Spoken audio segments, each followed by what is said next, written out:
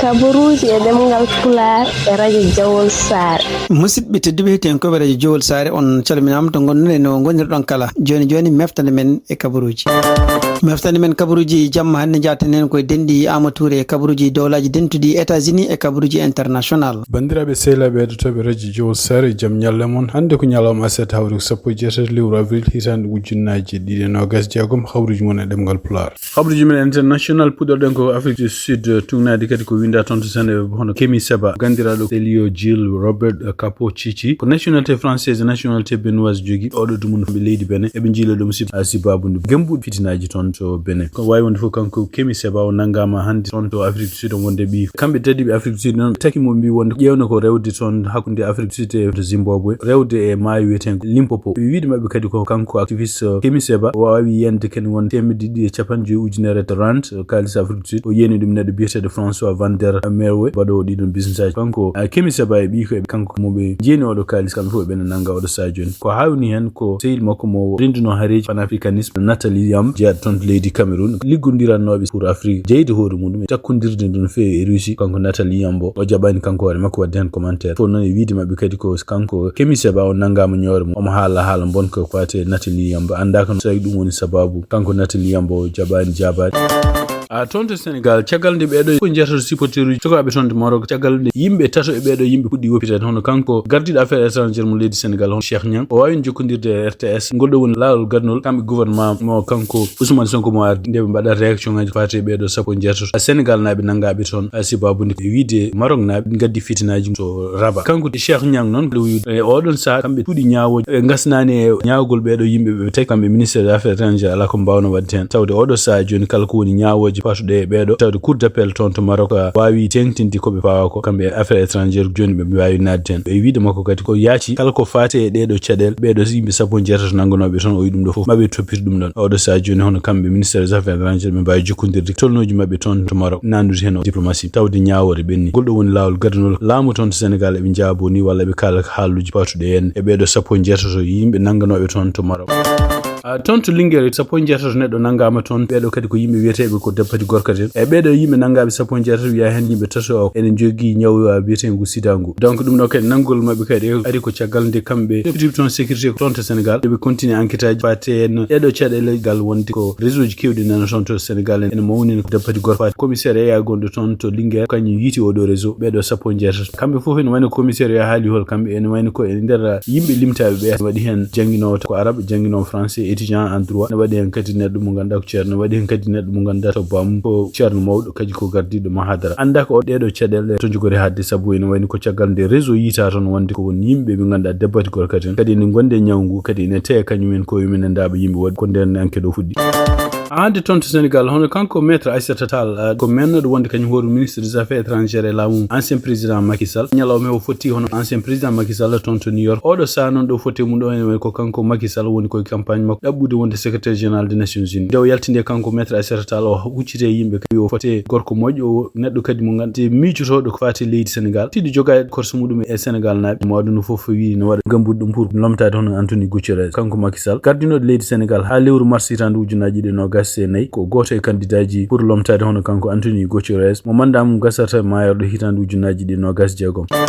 hande toon to Sénégal en ɗamina hono kanko Mansour Faye ɗum noon mennoɗo wonde kañum hoore mum ministre e laamu makko kanko ancien président Macky Sall ene ɗamina hono kala ko fawno e makko ma ite haalaɓe ɗum noon caggal nde ɓeɗo takkanoɓe Moustapha Ndiaye ene Riyane Hachim ene Mohamed Dieng ene wonde kadi Aliou Sow ɓeɗo foof ene wayno kala ko takkanoɓe men nde kamɓe cour d'accusation ɓe mbi wonde ko iyo itte haalaɓe ko kanko Mansour Faye ɗum nade ha hande e Dakar actualité tawtu ɓeɗo foof ko fawnoɓe men ittama ɗum firti wonde ko hankadi ala ko heddi haydara fawete makko omo ɗamini ko ɓoyata koɓe takkanoma ko henne momte haalaɓe kanko noon woni koye liberté provisoire donc kanko Mansour Faye o jeno koye laamu ancien président Macky Sall o takkano ko sibabude Covid nde ari toon nde en kala ko waɗano en yo yimɓe mbal wiya wonde ɗeɗon tuusi bonnama ko en ɗamina kanko Mansour Faye kala ko fawno e makko ma itte haalaɓe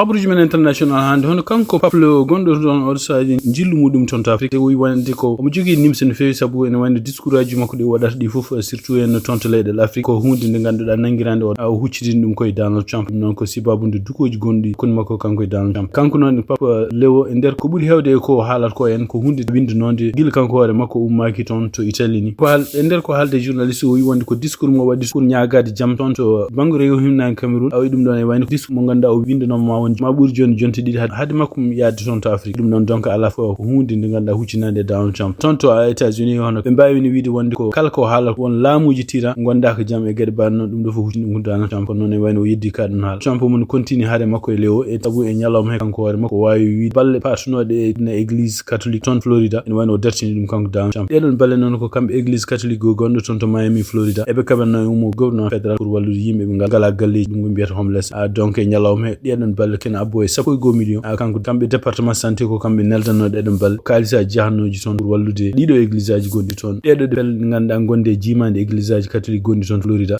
wallo fate yimbe ummi ton tiba walla ummi ton le Amérique du Nord sukabe rew ko dedon balle fo dertin dedon balle non en kisama aboy 1 million dum do fof en wandi ko journaliste ji ke mbi banko Donald Trump sibabu mettere nde jogi wonde leo gardido église catholique aduna haaluji de haale mon ko kanko Donald Trump walla haaluji de haala ko fate guerre to Iran hay sindu kanko peuple o wi ko haala ko fof ala fof ko nawdi dum e ko kewi joni ko haala ko message global message makko non habde kala ko woni fitinaji e noddude kala ko woni jam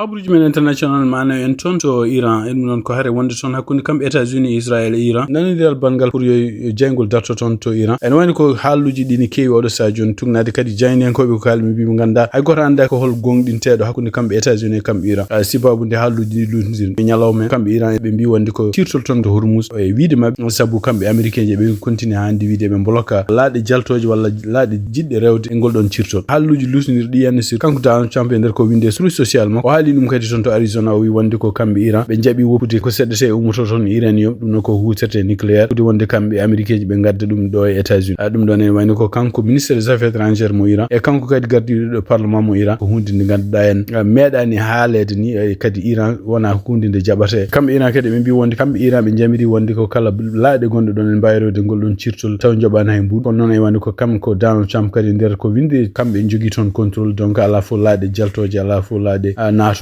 haysindo wonde ko yiyam hayso laade seede ndewino don nyalawma ciagal de Iran wi wonde ko cirtol ngol uddisam donc odo sa joni wayni ko hare nde woni ko hare hakkunde mediaji dum non ko bura wawde haalde réseaux sociaux ji odo sa joni ko buri hewde jaynen ko mbiya kalo gon kono ko jiida dum Al Jazeera ko haali hande ko fate résumé walla situation gondo ton to Iran ko Iran wi wonde ha hande ala dat jeftado kaldigal hakkunde kambe États-Unis e kambe holdo fuddotto kambe Iran bi wonde ko dum wadi ha ngal don kaldigal fuddo walla ha kambe américain be ngop blocage mo mbadio en wayni ko tol Hormuz ko continue uddade hande Turki kadi tungnade kongol makko kanko ministre tupidil ko faati affaires étrangères hono kanko biyetedo hakan faydan o wi wonde ko sibabu Israël jikku mudum wawa jodade taw jogani ko gañu mudum walla mo wiyata ko gañu mudum mo habi be damini wonde ko ndedo hare wonde hakkunde kambe États-Unis Israël e kambe Iran tawni gasi walla hasonde gasani so tawni continue yaaji en wayni ko Israël en wani huccante ko kambe Turki wiide wonde ko be anmi mudum kambe Turki nabe mbi wonde dum do ko hunde de be gande e kanko gouvernement makko kanko Benjamin Netanyahu e kadi hay yimbe wonbe ton jeyabe ton lunde wonbe do en don to Turki fo jidi ko fitinaji tindon don ko kanko Erdogan ko neddo mo ganda en kanyum hoori mum Israel mo weltaki sibabu ndi Erdogan mantino Hamas mi Hamas ko yimbe gendiyankobe habantebe pour leydi men taw kambe Israel be mbi wonde ko Turki supporti ko yimbe wad boniyankobe ko wawi wonde fo en wayno ko kambe Turki be continue toujours wiide surtout e nder kongol makko kanko Erdogan gardido leydi Turki wi wonde ko Israel tan woni menace kadde funange badido de sibabu ndi Israel godgol mudum ton ne kabruji men international sibabu ndi konkudi makko kanko Donald Trump wiide wonde awnaki so tawi Iran o ngummi mo ton o ƴewata huccande Cuba no Mexico Espagne e Brésil mbi wonde ko ne wayni ko woni ndimagu leydi Cuba en foti respecté dum non ne wayni ko kambe fof mbadi odo déclaration ko caggal ne edo leydel tati poti ton to Barcelone kala ko États-Unis wadata odo sa joni surtout nde wawi wadde embargo e Cuba pour wiide kala ko woni essence yata dum do ko guerre mo gand puddido gili junere temed jene capande jeegom e kadi ko hunde nde fotani wonde kambe dedo leydel Mexico fof dartini kamɓe koye pétrole mo nelda toon kono ɓe ɓamti ɗum hayso Donald Trump wela en wona jaɓino wonde ko oɗo sa joni hono kamɓe yoɓe continue neldu toon pétrole kanko Donald Trump kadi ene jeeya e gueɗe ɗe o haalata non seulement attaque toon Cuba kono noon ƴewde ittude hono président muɗum hono kanko Miguel Diaz Canel ɗum ɗo fof noon ko hunde nde kanko Donald Trump e nder gajutuji makko walla hayso no haaluji makko ɗi en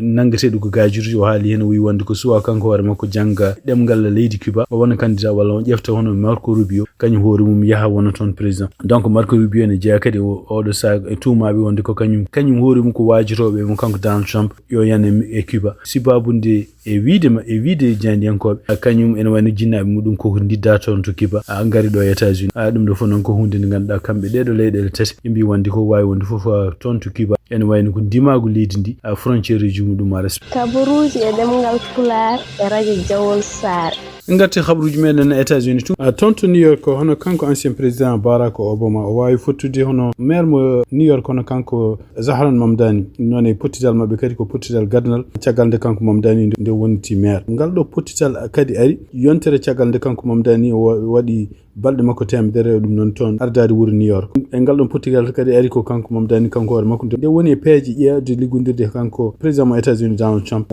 holko nafata New York kanko Donald Trump ɓe mbawino fottude laabi ɗiɗi ɗum noon ko mois de décembre et mois de février ngal hayso nde ɓe mbawino fottude laabi ɗiɗi on woni ko kanko Donald Trump ono continue hande mo tooña hen saji mo Mamdani ko sakiti ko en e nder ko posti toon page makko social ene woni ko kanko Donald Trump o takki Mamdani o wi wonde ko nena wara New York naaɓe sibabunde impoji muɗum kanko Mamdani noon ene wayno ko jaɓade o wi wonde ko woƴƴi ko wallude New York naaɓe ko wawi wonde fof pottital kanko ancien président Barack Obama e kanko Mamdani ari ko caggal nde kanko Barack Obama kamɓe ɗiɗi fof ɓe tawa toon to pottital mangal gongal toon to New York pour onande sukaɓe janggoɓe kamɓe ɗiɗi fof kadi ɓe mbawi janggude deftere pour ɓe janggana ɗumen sukaɓe ɓe mbawi kadi rendude jimma e yesso sukaɓe ɓe certi noon kamɓe ɗiɗi fof ɓe belti kadi pottital mabɓe goto mabɓe fof e ko windi e page muɗum social wi wonde ko ene weltima e fottude goɗɗon wawi wonde fof kanko Barack Obama kanko woni oɗo sa joni battaɗo haqqille pour wallude kala démocrate e peeje ɗe ganduɗa ni continuirta laamade walla no laamorto walla no cuɓorto laamotoɓe men kanko Mamdani kadi ene wayno ko haysindo woteji ɗi en ɓennuɗi ɗi en pour wonde New York kanko Barack Obama directement o jaɓani supportude mo sibabunde yimɓe hewɓe hoɓe démocrate en joguino sikkitare wonde ko kanko Mamdani hawnaki mo wawa sebde saabu yimɓe hewɓe candidat ji goɗɗi kewɗi démocrate en gonno ɗon kono noon ko wawi wonde fof pottital mabɓe hande hokkiɓe kamɓe ɗiɗi fof wiide kadi hani no ɓe potti ko addi joni ande toon to Washington tunade kadi ko ummi toon to CBS ono kamɓe cour d'appel goto waɗi kañum hoorumi yamirore hannde no kanko Donald Trump projet mo jogui toon ko pour waylude walla masude won banggue toon to Maison Blanche ɗum noon e continue ɗum noon kadi ko ndeɗon yamirore kadi ko yamirore arde caggal nde juge goto gonɗo toon to Washington hono kanko biyeteɗo Richard Leon nde yamirno wi wonde ko kala ko mahete e nder leydi ko ɗum noon ko mbiyata banqueuse ene wawi continue kono noon kala ko woni bowal ko yo darta ko wawi wonde fof ene wandi ko kamɓe cour d'appel oɗo en yamirore mabɓe hannde nde ɓe kaali ɓe mbi wonde ko yo magol ngol continue kala ko haalete e ko fati oɗo projet ko avocat ji makko kanko Donald Trump ɗum noon ko avocat ji gouvernement e avocat ji kadi yimɓe pottude plainte fof yoɓe kawru kadi to tribunal uji ɓe mbawa haalde holko woni caɗele ɗe ɗum noon ko ñande 5 lewru juin ko wawi wonde fof ene wayno oɗo saaha oɗo ñalawma hannde kadi hono kanko Donald Trump o heeɓi victoire kadi ummade toon to cour d'appel hande toon to tribunal uji tugnade kadi ko ummi toon to Florida hono kanko procureur gardinoɗo ko fati enquête hono kanko ancien directeur CIA hono kanko biyeteɗo John Brennan en wayno ko yalti hande wiya wonde ko en woni ko kanko hoore makko ittama ardade oɗo enquête ɗum noon kadi kanko biyeteɗo Maria Medici Long en wayno tugnade koɓe kalmi mbi wonde ko yontere ɓennude en o wawi no jokkodirde e kala avocat ji ɗi ganduɗa en taw ko klineɓe muɗum ene jeeya e ko fati enquête makko kanko John Brennan pour famnude wonde ko kanko hoore makko ittama e oɗo ka o haalani noon holko woni sababu mum kono noon tugnani hande ko sinan haali wi wonde ko ittimo hen ko sibabunde kamɓe toon to Maison Blanche ɓe mbaɗe makko pression no fewi pour wonde ko yo addu ko yacci gueɗe ɗe ganduɗa ɗe wawi takkude John Brennan moɓe mbi wonde ko kañum hoore mum e nder hitande ujunaji 2016 kañum hoore mum ene wayno ko haalani gonga toon to yesso congrès e wiide mabɓe kadi ɗum noon kadi ko kamɓe goomu gonɗo toon to congrès toppitiɗo ko fate e kuule kañum hoore mum waɗi oɗon référal taw ko kamɓe républicain ji pour wiide wonde ko kanko John Brennan o haalnani ɓe gonga ko fate enquête aji CIA waɗano oɗo sa ko wawi on oɗo procureur en wayno kanko hoore mum ittama hande ligguey muɗum firtode khabruji men na États-Unis ko tonto New York ante hono kanko Zahran Mamdani cagande kanko hore makko kadi nde feti nyalom makko temedere e dum non kadi rapport kanko hore makko mo halla non cagal nde fotti kadi NPR o haali gede kewde ganduda en be mbadi dum non ko stugi nyalom makko gadon ha nyalom makko batude temedere kono wi wonde ko gede kewde kadi en wani odo sa jone be continue yiddi continue wadde dum parce que wonko manki New York ha hande kono non e wani kadi kanko hore makko ruttissima odo guerre gondo ton to Iran o wi nder kongudi do haali wi wonde foti famede odo sa jone station fédéral gondo bawi bonnude ken aboy lis ken aboy 50 milliards pour wadde yimbe be ganduda en taw ala ko mbadi e onon saka e onon sa taw yimbe wonbe do e Amerique be yidbe ligade ngala kanyumen koy men ko nyamin galleji men o kanko Zahran Mamdani so ƴeewama odo sa joni won sa yi won bitikaji walla magasin ji gon do en ko taw ko magasin jeeyoji nyam ala fof ko nyamde taweten ton walla ala fof nyamde taweten ton ni wawde sodede ko non holko woni sababu laamu ni ene bonna kalis ken won kena boy $1 million par nyalom pour warde yimbe ton to Iran ton to Liban e dum do fof ko hunde ndi fonde haalede ko politique mo yarani yeso no foti haalede non ko kanko Zahran Mamdani maire mo New York caggal nde o jokkondiri NPR musidɓe tedduɓe tenko ɓeɗa josar ko ɗo tongi meftande men e jamma hannde o en ñaguima joom jaam mo jaam woni jungo mum nde waɗante en jaam